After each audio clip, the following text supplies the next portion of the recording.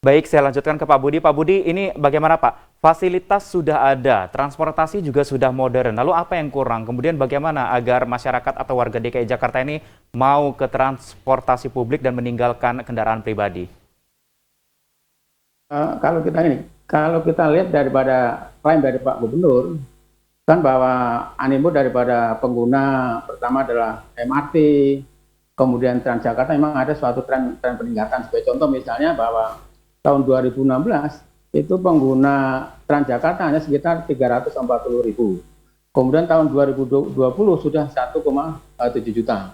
Kemudian penumpang daripada MRT perkembangan terakhir rata-rata kalau kita ambil adalah 10 ribu gitu. 90 ribu gitu. Tapi kalau kita lihat di lapangan secara empiris, ternyata bahwa apa yang diklaim gubernur itu belum menjawab tantangan masalah kemacetan juga. Mhm. Karena setiap hari kemacetan masih terjadi. Bahkan pada jam-jam sibuk, pagi maupun sore, itu bahwa jalan-jalan protokol masih mengalami suatu kepadatan. Bahkan adanya ganjil genap pun juga belum mampu juga untuk menjawab tantangan itu. Mhm. Karena Mhm. ganjil genap mungkin pada jalan-jalan Baik, yang diberlakukan ganjil genap memang ada penurunan volume, tapi baik. akan berdampak kepada jalan-jalan alternatif juga. Nah, mungkin Mhm. kalau pemerintah daerah mau mengambil suatu kebijakan yang ekstrim itu, bagaimana untuk tiketing harganya dibuat semurah mungkin, subsidi Baik, dari pemerintah. Karena baik. kalau kita lihat daripada harganya naik, tapi kalau saya pernah membaca dari kajian beberapa ilmuwan gitu, animo pengguna angkutan umum baru sekitar Baik, 24%. baik. Mereka masih happy dengan kendaraan Baik, Pak pribadi. Budi. Baik, saya ke Pak Taufik. Pak Taufik tadi disinggung oleh Pak Budi terkait dengan harga begitu ya. Dari pembahasan di DPRD DKI Jakarta, apakah harga Rp10.000 itu sudah fix, sudah final keputusannya? Jadi ada kajian dulu ya sebelum diterapkan kebijakan ini, dan mereka memakai konsultan dan memakai Dewan Transportasi Jakarta juga ya, Mhm. Dewan Transportasi Kota Jakarta (DTKJ). Ternyata dihitung ada yang istilahnya WTP, willingness to pay, dari masyarakat Jakarta adalah sekitar 10.000 ya. Jadi sebenarnya lebih besar sedikit ya, berapa.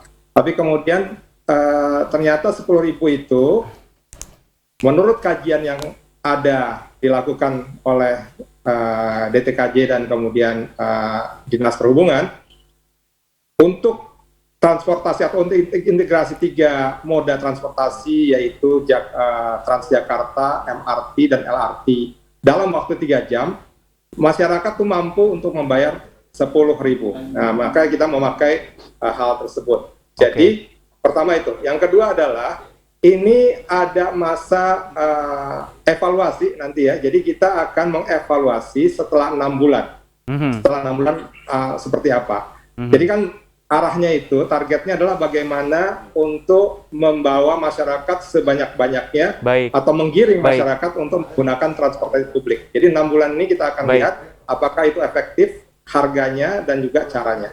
Oke, oke, baik. Jadi kira-kira harga Rp10.000 ini dilihat di 6 bulan ke depan, sekiranya akan naik atau turun? Kalau turun tidak mungkin kayak Pak Taufik ya?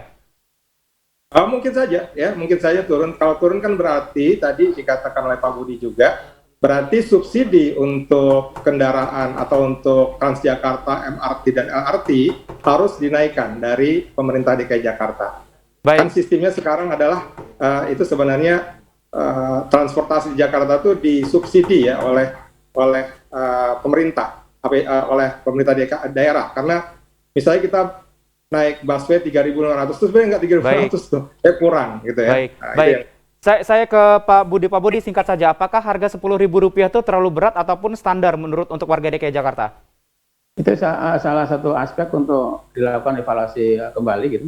Tapi yang lebih penting juga harus ada program-program lain secara paralel juga. Seperti sekarang fasilitas untuk kredit kendaraan bermotor begitu mudahnya. Kepemilikan kendaraan untuk lebih dari satu juga begitu mudahnya. Mhm. Tarif juga masih murah juga. Termasuk juga pajak progresif juga masih sanggap bagi orang yang kaya itu masih murah juga. Jadi harus itu kebijakan tersebut tidak bisa berdiri sendiri, harus ada suatu kebijakan yang paralel yang bersamaan dengan kebijakan tersebut. Kalau itu hanya berdiri sendiri, itu sampai kapanpun masalah-masalah kemacetan sulit untuk diatasi.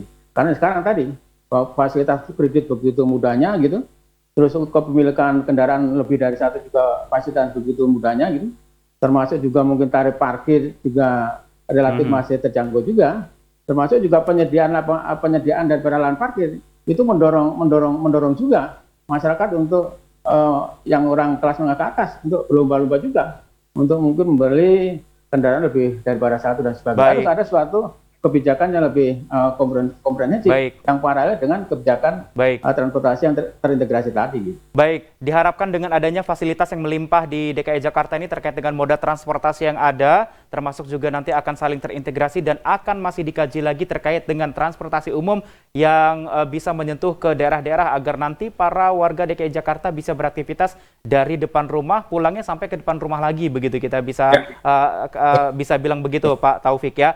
Baik, terima kasih sudah hadir bersama saya malam ini. Ada AKBP Budianto, mantan Kasubdit Gakum Polda Metro Jaya, dan juga Bapak M. Taufik, anggota DPRD DKI Jakarta. Terima kasih Bapak-Bapak.